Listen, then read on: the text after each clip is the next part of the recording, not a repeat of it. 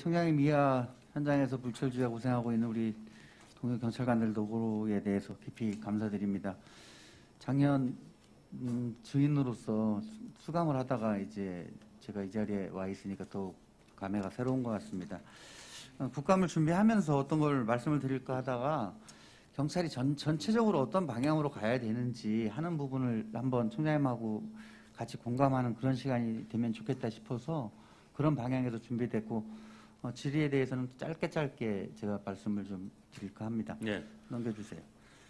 여러 의원님들께서 이번 집회에 대해서 과잉 대응 논란 여부에 대해서 말씀드리고 계십니다. 그런데 제가 볼 때는 경찰의 가장 기본적인 임무가 저 선견, 선점, 선제에 있다고 저는 33년 동안을 그렇게 생각을 하고 지내왔습니다. 그런데 지난 그 유감스럽게도 8.15 광화문 집회 때 그 선견, 선점, 선제에 실패된 그런 그 집회가 아니었는가. 결과적으로 우리가 충분히 예를 들면 차량이 몇 대가 또 올라와서 몇 명이 모일 것인가 하는 것이 지방지에는 막 그 분석 기사가 그 다음부터 나오는 거예요. 청주에서 전세버스가 몇 대가 동원됐다.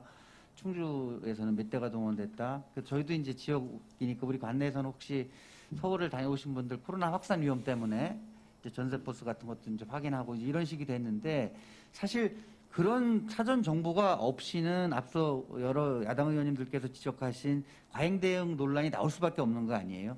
내일 집회도 마찬가지 아니겠습니까? 내일 이제 서울에서는 지금 이 시간에 뭐 경비대책회의를 준비하고 있겠지만 내일 몇 명이 어디로 모인다.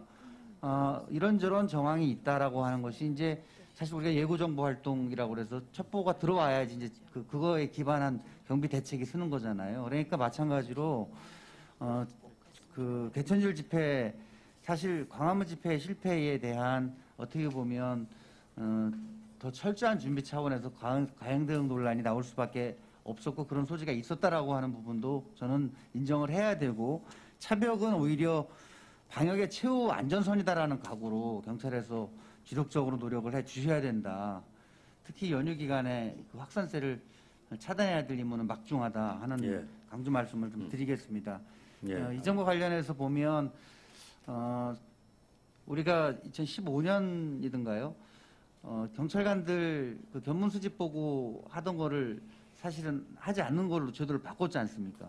그러다 보니까 예고정보 활동 역량이 전반적으로 떨어져 있는 거 아닌가. 물론 뭐 이제 네거티브 방식에서 포지티브 방식으로 바꾼 거는 좋은데 그런 점에서 다시 한번 경찰의 가장 기본적인 임무가 소홀해진 부분은 없는지 한번 점검을 부탁을 드리겠습니다. 다음. 예. 그 수사권 관련해 가지고 얼마 전 대령 이제 국무회의 결과가 나왔지 않습니까? 예. 그거에 대해서 청장님 입장 가볍게 말씀 좀 주시겠습니까? 네, 경찰 내부뿐만 아니라 시민단체 여러 각계에서 그 문제점을 지적했지만은 다 반영이 되지 않고 일부분 반영된 것에 대해서는 좀 아쉽지만은 이미 결정된 최종 결정에 대해서는 저희들 전적으로 존중하고 시행이 제대로 이루어질 수 있도록 준비하고 또 대비를 하는데 충실하겠습니다. 예, 여러 가지 문제 제기됐던 것 중에서 경찰의 수사 지휘권이 이제 무력화될 수 있는 그 위험한 조항들이 여전히 살아있다. 예. 그 가장 대표적인 부분들이 수사 중지시 모든 기록 송부의 문제점 그리고 보안 수사 요구를 검사의 종결처분 유형에 포함시킨 부분 이런 부분들은 앞으로 제도 시행 과정에서 경찰의 수사 종결권 내지는 수사 지휘권 통치 후 수사 지휘가 다시 되살아날 수 있는 그 독소 조항이라고 하는 부분에 대해서는 많은 학자나 현장 경찰관들이 의구심을 갖고 계십니다. 그래서 이런 부분들에 대해서 수소기법 추진 과정에서도 물론이지만 현장의 경찰관들에 대한 어떤 마음가짐이나 교육 이런 것도 좀 필요하지 않을까 하는 생각이 들고요. 예. 그다음에 저는 개인적으로 국가수사본부 설치라고 이제 이렇게 네이밍이 되어 있는데 이게 국가수사본부가 아니라 경찰수사본부가 맞는 그 이름이 아니겠는가. 국가수사본부라고 하니까 공수처라든지 검찰 수사권 관련된 여러 가지 전반적인 것을 넘어서는 듯한 느낌을 국민들이 갖고 있거든요. 예.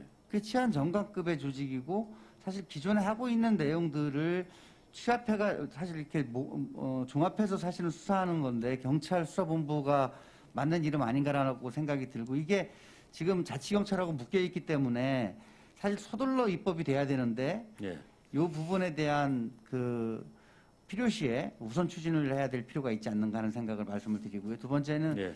지금 수사경찰 개혁, 내부 개혁이 너무 더디다. 특히 인원이 부족하다. 앞서 여러 의원님들께서 지적 말씀이 계셨는데 지금 사법경찰관 사무 취급 가지고는 사실은 조사관이라고 볼 수 없지 않습니까?